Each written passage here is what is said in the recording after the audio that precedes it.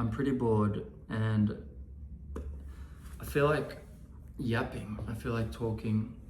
You know, I live alone and I don't have anyone right now. Right now. I have friends, but I swear I do. But right now I don't have anyone to talk to in this moment. And I've been wanting to just film myself and get used to it because somehow, like, a lot of my work is online, but I still have a fear of being seen online fully and widely. So I'm trying to overcome that. And I thought, what am I doing right now? Let me just turn on the camera and talk. No plan, no strategy, none of this bullshit, just talk. And I guess this is my little yapping video. I'm having a tea. And I just want to talk to you. I hope that's okay with you. Let's chill, let's hang out. I'm good. Actually, I'm good. Yeah, like I'm good. I feel like a lot of things have been challenging physically, you know, situationally, but as energetically and as my mindset and as my peace, I feel good. Like I feel at peace. Maybe if you ask the old me, like the circumstances that I've endured the last few months would probably have me very anxious and very uncertain and depressed and, you know, questioning. But right now, with all of that going on, I'm so grateful and so just at peace.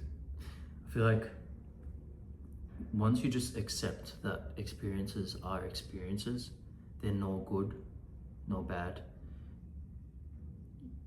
and you stop trying to define them and categorize them, you kind of stop being consumed by them because you're like, life, the whole purpose of life, right, is just to experience life. And that's what we're doing. So we can't be like, okay, I want to experience life, but I only want to experience the good stuff, or what we claim, you know, state our good stuff. The experience comes with all of the experiences, whether it's chaotic, whether it's peaceful, whether it's calm, whether it's anxiety inducing, whether it's challenging. It's all life. It's all experience. It's all character development. It's not meant to be a boring plot. I mean, it's life. The same force that made the stars and that made everything that's so complex, and the way that our biology works in time and in synchronicity and in perfect calculation to keep us alive and to have our body just mechanically working in the most perfect way that it could to keep us alive every day. Of course, life itself is going to be complex and layered, but then so beautiful as well. Damn, I'm getting deep already. It's been like 2 seconds. But that gets me to where I'm going with this, is that I just started accepting everything and not being consumed by it. And okay, I know it is human to, something happens and you have a reaction. But I think the goal over time is that reaction becomes smaller and smaller.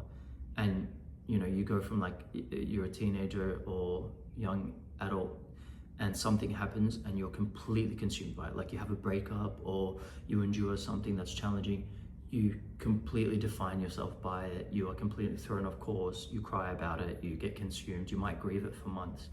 But I feel like as an adult, you just get so pro at navigating these things because you've done it, you've been there, you've experienced that heartbreak, that experience, you know how to handle it now. And I guess that's the point of life, is just to get to a point where I've built the skill. I've built the skill to be able to navigate this. And I feel like I've gone through that much stuff that I've gained all these skills to be able to let me endure all these things without having, not even flinching. You know, like something happens, I lose my job, don't know how I'm gonna survive the next month. I'm like, okay, we'll work through it. I might get cut about it for like an hour. I might get like, oh crap, what am I gonna do? How am I gonna survive financially? What's gonna happen? But maybe after that hour, I'm just like, cool, we got this. We've had this before. Been able to survive everything that I thought I would never survive. All of us, I'm sure we always thought, oh, I can't do this, I'm gonna die, the worst thing's gonna happen. And we woke up, we endured it, we faced it, we overcame, we grew. And life continued, right? The one guarantee is life continues. Which means the one guarantee is that we continue. So no matter what happens, it could be the thing that you think is gonna be the worst thing in the world. We're gonna continue, life's gonna go on. That's just the game. That's the world never stops spinning. Doesn't stop spinning for me, for you, for anyone. And that's why we shouldn't stop spinning and stop progressing and stop moving forward for anything, anyone, including, experiences. Just keep moving. The last 3 months, wait, what are we, July? Oh, let's say it's the last 6 months actually. We started this year, and then we started it with a war in the Middle East. I mean, I came here, built a life that I'm very proud of. I finally make enough money to put a payment, in advance for a year to rent my own space, which is a huge thing, as an adult. And I was so excited. And I mean, I am, that this doesn't take away from it. But then about a week later, the war starts. We lose our jobs because the company just says, oh, we can't continue throughout the war. And they don't pay us for the work that we have done, even before the war, because of the situation. And it's been 6 months, we still haven't got paid, by the way. But imagine that I had just put a payment on a place, guaranteed it, I need to pay the other half. I need to buy furniture, because mind you, this was like empty. It was unfurnished because I wanted to start from scratch and build my sanctuary. So I'm sitting here in an empty apartment on the floor with no bed, nothing. I had nothing at this point, and no income, no job. And I was like, okay. I was just so excited and doing so well. And I just signed a contract to rent this place and pay for this place. I paid half, but what am I gonna do when July comes around, which is now, right? Then we endured that war. I endured it with a friend, and we got so close during this time, completely platonic, but we got so close. And I genuinely, in those worst times in your life that you always come out with something that's like the most beautiful memory or the most beautiful friendship, something that's just a souvenir from that time. That was that. My friendship with this beautiful human just flourished in that time. I mean, I don't think I had a couch then still. We would sit on the floor and hide in the bathroom and hear the noises outside, not knowing if it's like a bomb nearby, if it's an interception, if it's whatever it is. Putting our money together just to be able to afford some sort of food, all the good stuff. And that friendship was really profound for me during this time, the time that you needed it most.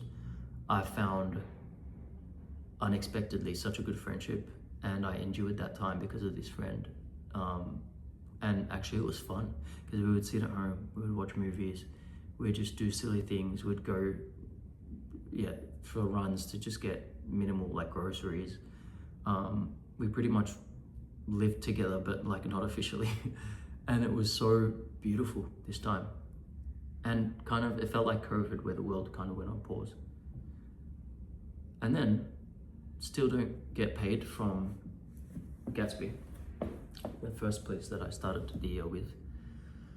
And then I'm like, okay, so the war is not getting any better.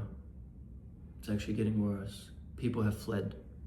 I don't know why, because it was completely safe here, but understandably if it's a financial reason. And I'm stuck in this place, great, I have a roof, but I don't have a job. And I was like, okay, so what do I do? Because it doesn't look like I'm gonna get work anytime soon. So that was a very hard time. I'm gonna be real, my family was sending me money because I I had no job, no income, and the company's refusing to pay me for the job that I did before the war. So I literally was like, I got no money, bro. So then my mum, my family, even my grandma was helping me, God bless them. People come through. Well, my mum is coming through forever. Like, she's never stopped. Even if I don't need her, even if I don't, that's not nice, don't need her. I always need her. But I mean, even if I'm financially stable, I'm fine, I'm working, she'll still go out of her way to, even if I don't, if it's not a necessity, she still is there. But my grandma, bless her, she was so worried about me, and she was like, you have no job, just let me help you. And I will never forget that in my whole entire life. Just the people that stand by you when you're in this kind of circumstance, because it's out of your hands. It's not me, it's the situation of the world, and I just happened to be in the middle of it. And I was doing so well. Like, I got this apartment, I got a job that I loved, that's stable, that gives me good income, singing, performing, doing what I love, and then the war breaks out. No one could have anticipated that, right? Maybe some people could have, but I didn't, for sure. Like, maybe we're used to it in Lebanon and other countries, having gone through that, but in Dubai, you would never think, never, ever. And it's not like it didn't happen directly in Dubai, by the way, but it was just a consequence of it. Financials, economy is going to go down naturally because there's a regional war. Anyways, when I'm at the cusp of like thinking, oh my God, I have no money and I have to endure this next few months, and this is the slow season because it's summer here. And when it gets to summer in Dubai, it's slow season, it's quiet season. Everyone travels to Europe or Lebanon, or they go elsewhere. So I was like, okay, I'm stuck in a bad situation. Randomly one day, after praying and praying and praying, and a few cries and long conversations with my mom, thinking like, what do I do? I don't want to come home, but am I forced to because I cannot survive with no money for months? I go into the DMs one day, and the DMs are from a lady at a very respected dinner show in Dubai saying they need a male singer. My prayers had been answered. I manifested that for sure, because the night before I was literally like, please God, this is the last. Like, just give me a sign before I think about packing up, and I don't want to. Like, that's the reason I came here. I will never pack up and leave. Like, it's my very last resort. I finally built a life for myself. I'm not going to go back on that. You know, I took this risk, I took this decision, and I'm going to stick with it. Many people left during the war. I was like, I made this decision to come here, and I'm loyal to that no matter what.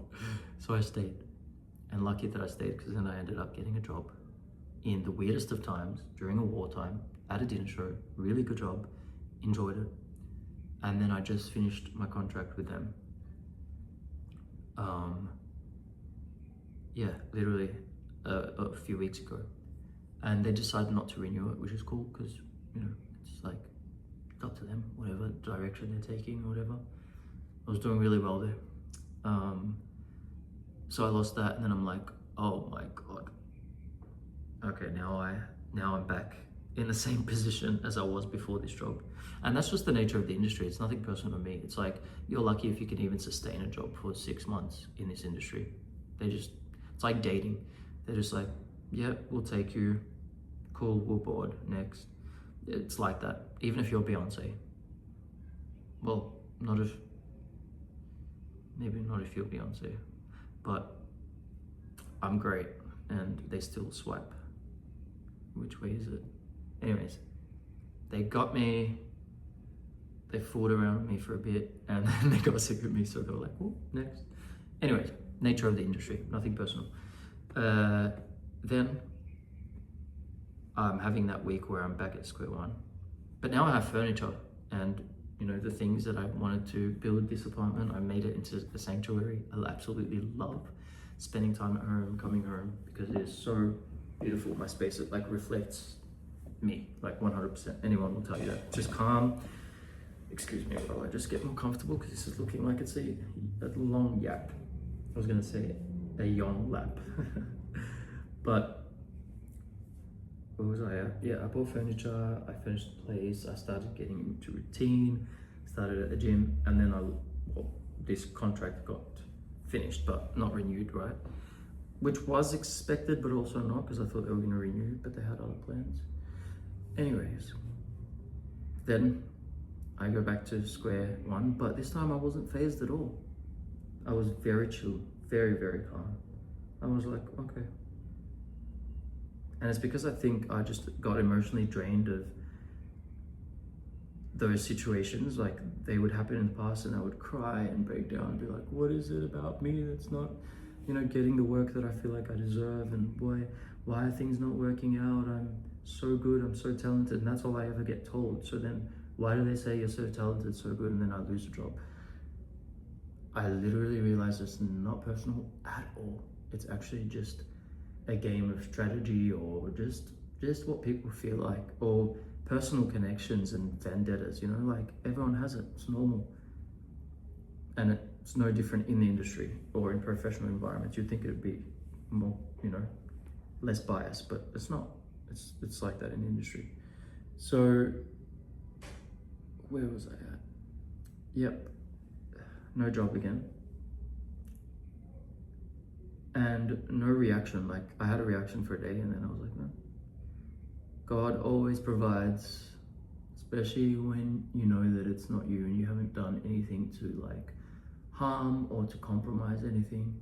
So I just relaxed into it and I was like, okay, let me treat it like it's a vacation right now for me. And that's exactly what I did. I went and got a massage the next day, chilled, and I started making my meal plans and being really healthy and really good, and I feel good.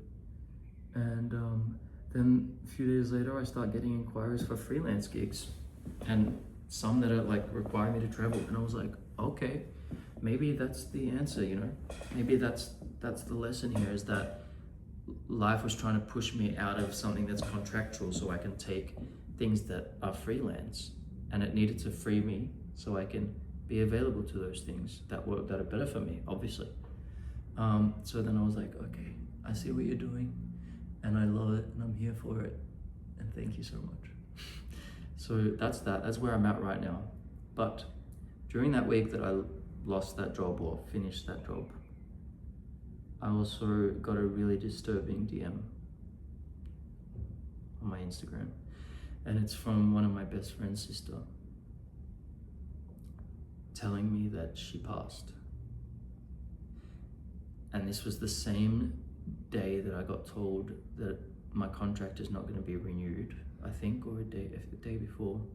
So you can just imagine the emotional kind of toll. I don't care about the job, I care about my friend. And I just was in absolute shock to hear this, because this is a friend that I had just seen a year ago, singing at her wedding, actually, because that was her dream, is for me to sing at her wedding. And she flew me into Santorini.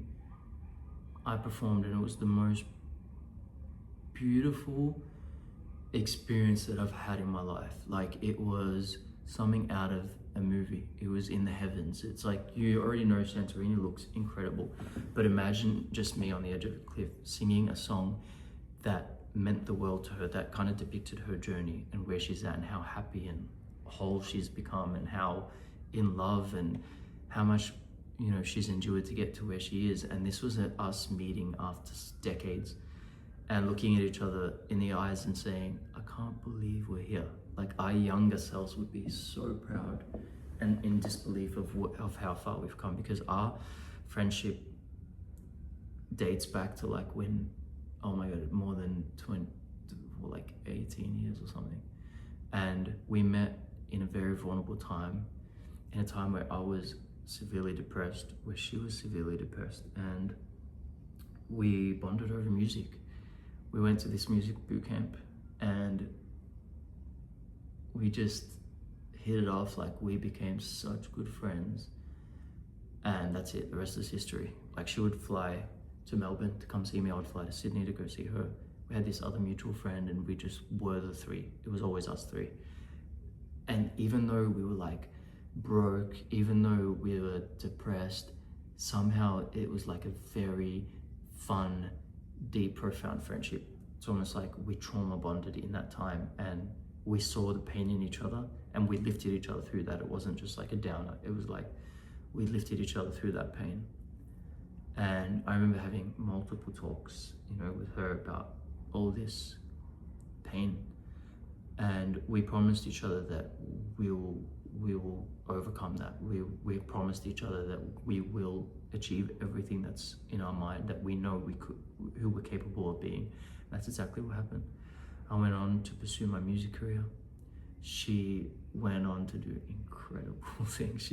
She did marathons all around the world to beat her mind, to get into her physical body. She found the love of her life. She started doing music again, which she had put off for a while.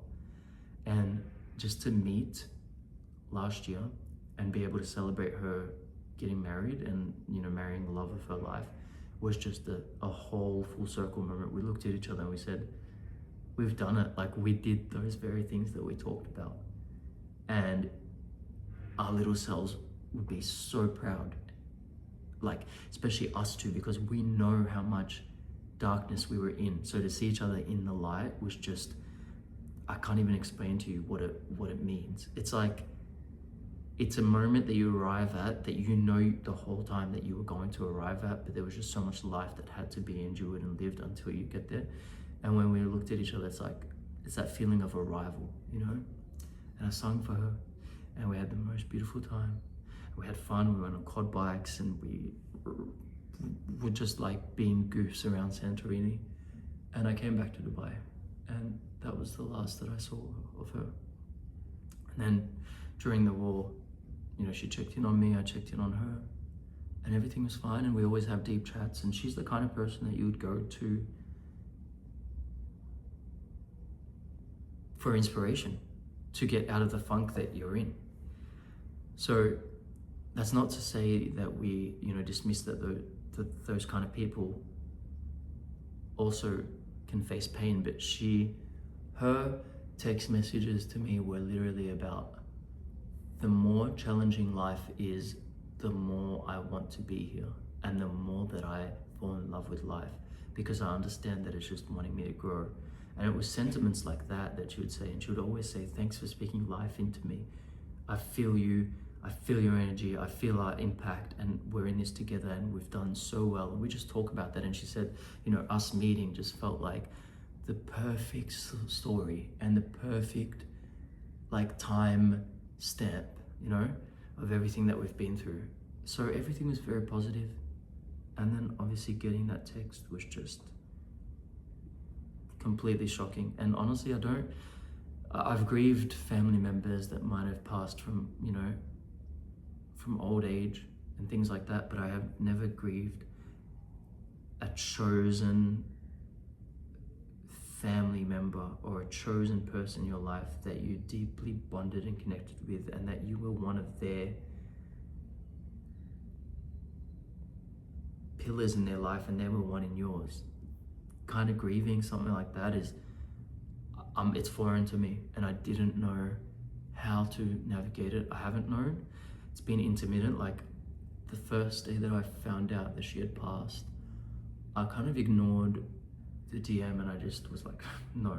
And I kept repeating, no, all day. Every time I think about it, I'm like, no, it's not real.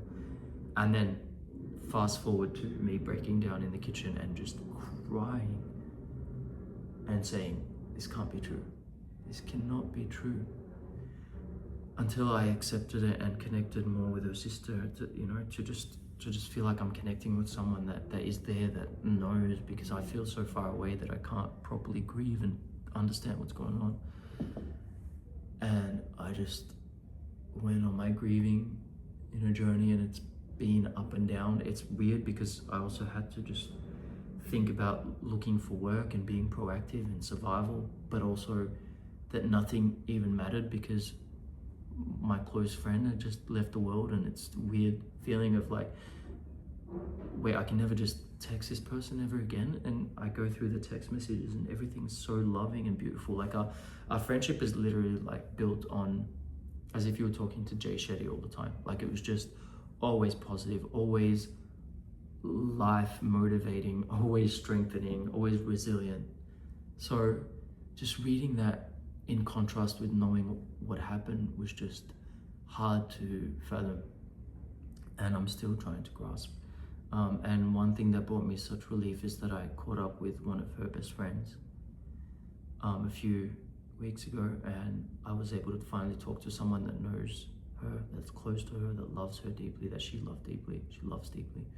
So that brought such a sense of relief, because I was able to grieve with someone, and I, shed a few tears, and I just felt like I finally have started the process of grieving.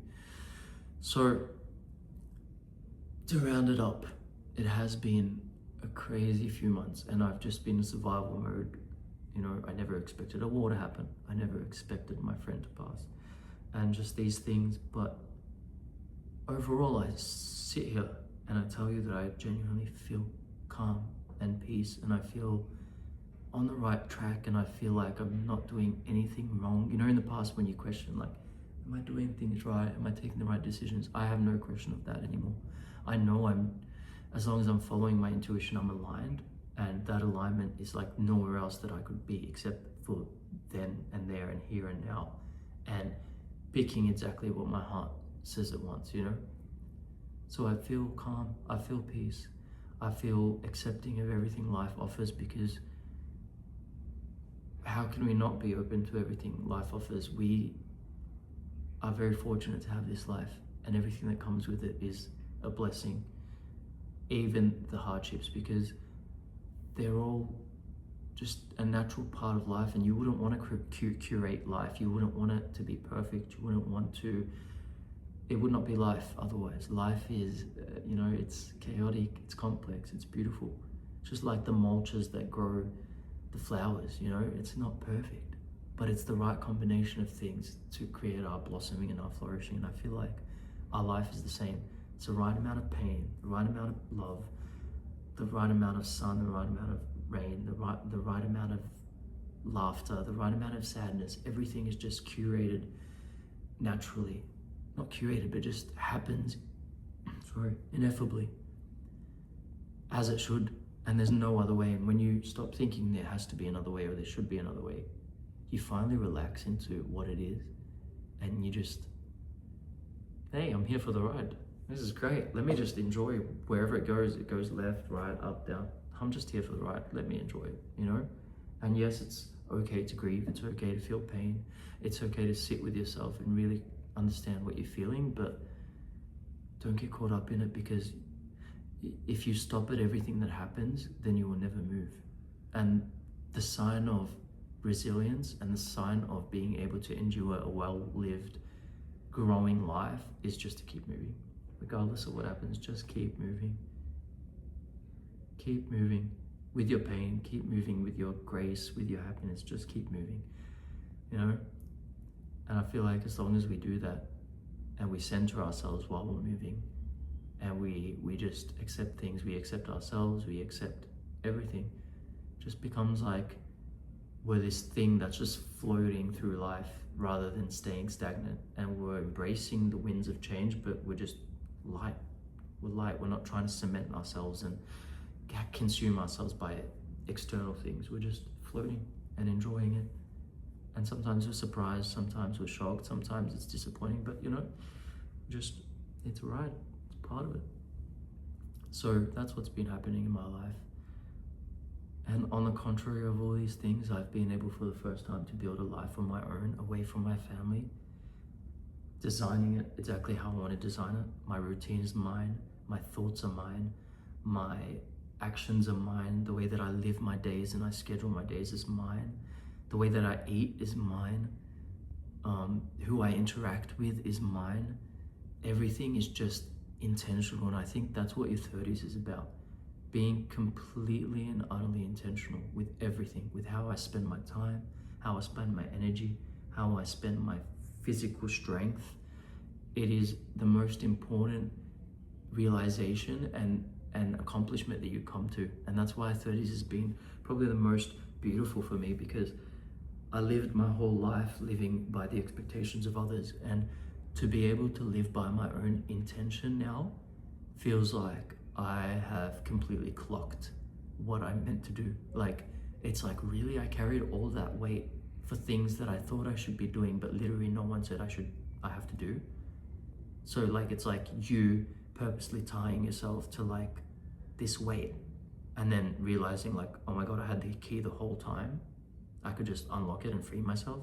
And that's exactly what happened in my 30s. I just was like, I can say no when I want. I can hold myself to a high regard and say what I need and expect from you in friendships and relationships and my work. I can do that. Because we get taught half of our life, like, no, always play small, always dim, always cater to the expectations of others. And I think when you realize that that was all just to feed a capitalistic approach, a servicing approach, but you can come back to yourself and you can still be of service, but by being yourself and by living in your truth, and the kind of power that that has in comparison to being an inauthentic person who's just trying to please everyone and trying to do what everyone wants. You become a product of everyone and everything but your own truth. And now to sit in my truth and see the way that my life is so curated with everything. If I eat something that's like not for me, my body literally rejects it now. If I am in a situation that, or around people that are not for me, my body and my mind reject it. Like, I feel it instantly. And I think that's the point of like getting to a place where you're so aligned with your truth that you repel everything else that isn't part of your truth. And that kind of freedom is goddamn beautiful, because you're like, okay, it feels like I'm living for the first time. And that's why I get the ick from people pleasers, because I am and was the biggest people pleaser. I mean, now way less. Actually, I don't think I am anymore, actually. I disappoint a lot of people by saying no now. But I give myself the ick of thinking about how I was belittling myself to like, okay, whatever everyone wants, and put myself last. Like, that's not a nice thing.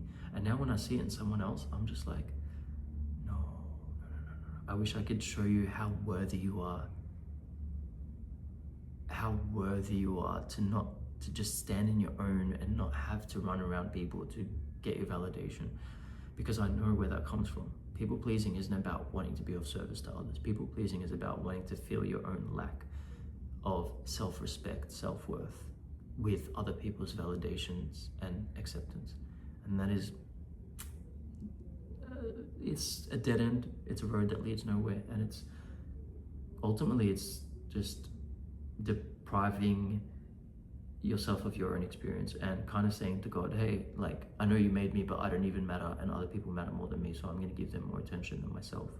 That's kind of an insult to the universe, to the creator, to yourself, to the people who love you, because the people who genuinely love you want you to be first in your life.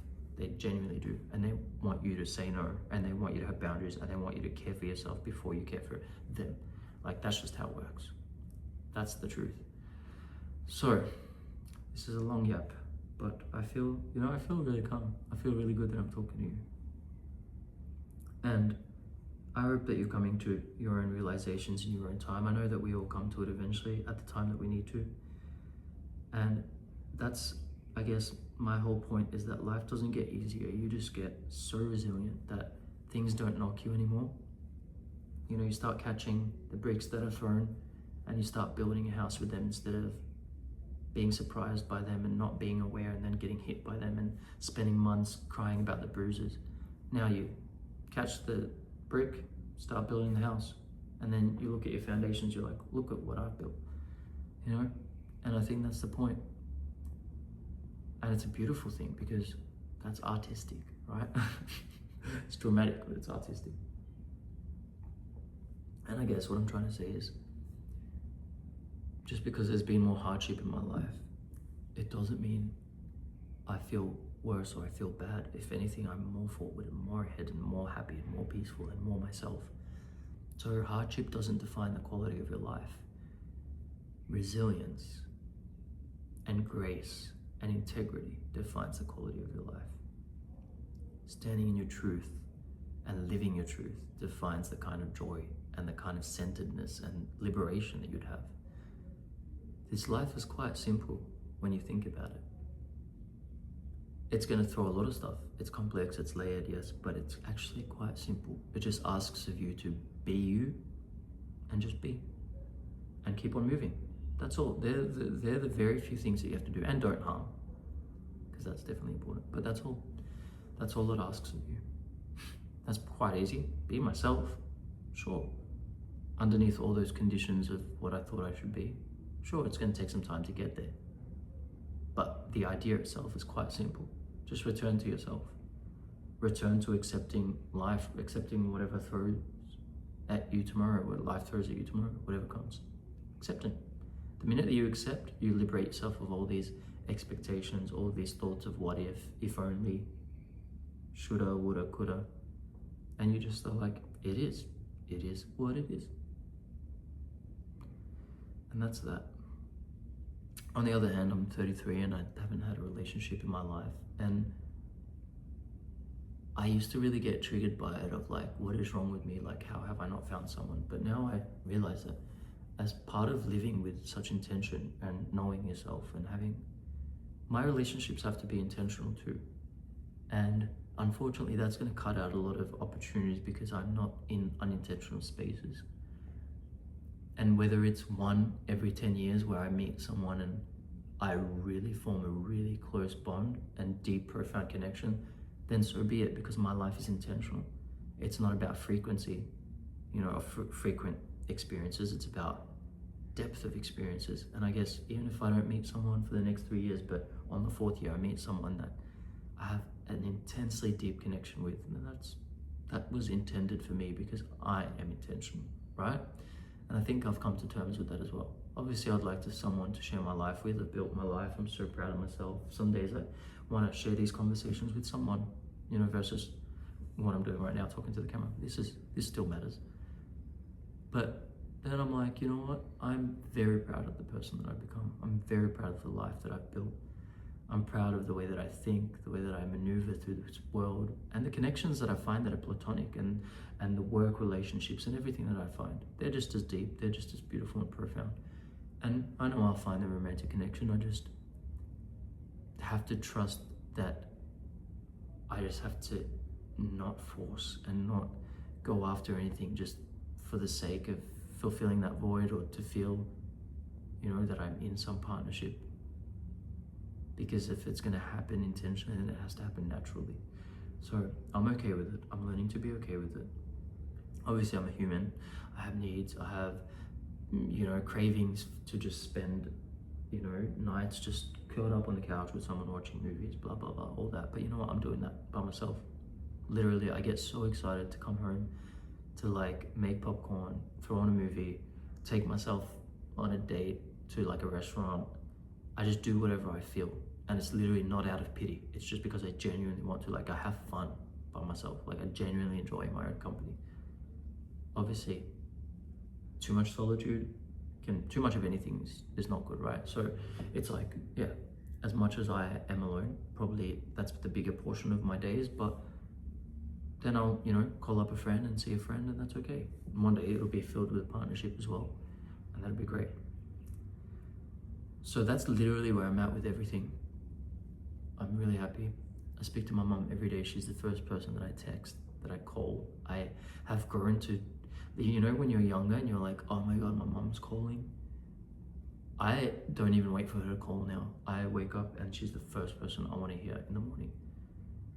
And it's funny how life works that way. One day you're like rolling your eyes because your mom's calling and you're like, what, mom? And then the next you're like, if your mom hasn't texted you, you're kind of insulted, and you call her and you just can chat and yap for hours. I can talk to my mom about anything and everything, and it's not a mom chat, it's like a friend chat. And I absolutely love that. And my mom and my brother and my auntie are traveling through Dubai to go to Lebanon, where I'm going to meet them for my cousin's wedding in September, and they're coming to see me. And the thought of like them coming into my space, seeing what I've built for myself, where I'm at, is just so exciting. I know they're so proud, and I want to share that with them, and I think that makes everything worth it. It really, really does. Even if I don't see them every day and I talk to them only on the phone, it's made our relationship so strong. And also I've become my own person in the process, and hopefully allowed them to become their own person as well, because my mom's just not just a mom. She's also got her life, and I want her to curate and create her life, and my brother as well. So I feel like distance is really good for finding yourself, for creating yourself and creating the kind of life without, you know, outside influence. And now that they get to come, they'll see insight into my life. And I just love that because I'm sharing it from a place where it's not out of them expecting it or me feeling like I need to please them or anything. It's just a natural, like you would with any friend. So I'm very excited for that. And just, yeah, I'm looking forward to the summer. I'm looking forward to a few gigs that I have. I'm going to Istanbul next month, which I'm excited. I've never been there. And I've applied for a few TV shows actually, because I was like, I think I'm ready to be on another TV show. Different ones, some of them not even talent shows, some of them just social game shows. I was like, why not? You live once. You live bloody once. And if I could go on screens, talk to people, get them to see my personality, get to change some lives out there even more, do it. You're gonna die once, right? We're gonna die. Do everything that you wanna do. Why not? Show up on screens 4 or 5 times. Put yourself out there. Create content. Talk to the camera for 41 minutes, goddamn. Do it. Life is short, but your greatness is huge, and you get to share all that anytime you want. Like, I can just sit here, I'm just having a realization, like, to stop my own procrastination, because I could sit here and just throw on a Netflix show or think these thoughts and write them in my notepad. But imagine this thought, that I get to go on here and share it with someone, and someone gets to listen to this and perhaps be changed by it because I shared it. That's all it took for me to press record, put on this cute mic, and yap away with my tea. That's it. To make a difference in this world, or just to connect with someone. That's all I have to do. And I'm just coming to that realization, like, why don't I do that? Why? Literally, it's so selfish to just sit there and have my whole life just for myself, and all these thoughts and all these ideas just for myself. That's so selfish. I want to be of service. This is me being of service in a way that's natural to me. I didn't feel like I need to sell someone something. I'm just talking. I'm just sharing my experience, my feelings. So that was for me. That was literally for me. Like, I had that realization as I'm talking. I'm like, God damn it, boy, just pull up the phone, press record, and do this way more often. It's easy, bro.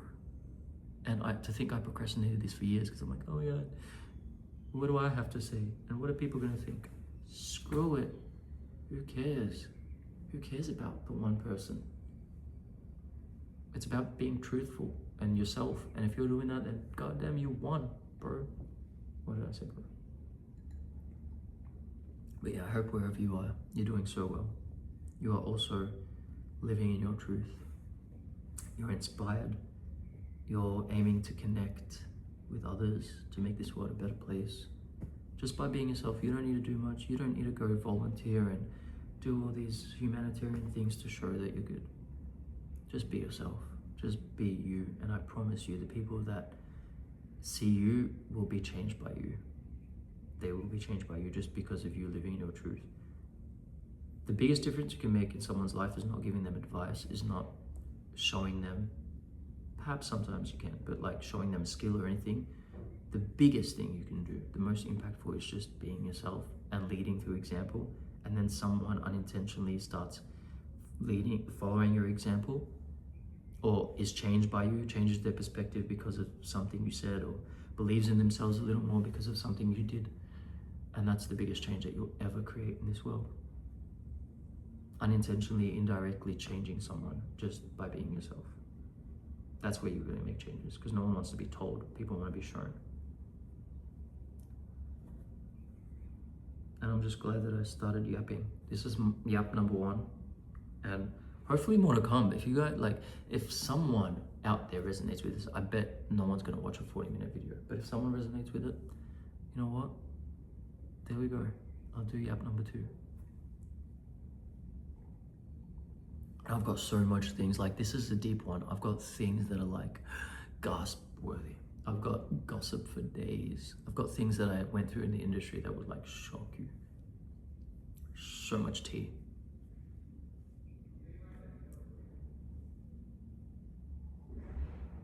Anyways, I'm gonna go to gym because today my trainer had an injury, so he couldn't train me. So I still gotta show him that I'm like working out, you know. I'm proud of my fitness journey. I've got my banana here, it's pretty ripe. And I'm going to have this and then go to the gym, and that's it. Probably watch something later. But yeah, love you guys. I love life. Live, laugh, love. Oh my God, I hope this was working. Imagine this mic wasn't working the whole time for 40 minutes. Oh, I'm dead. That would be the sign that, like, bro, just stop trying.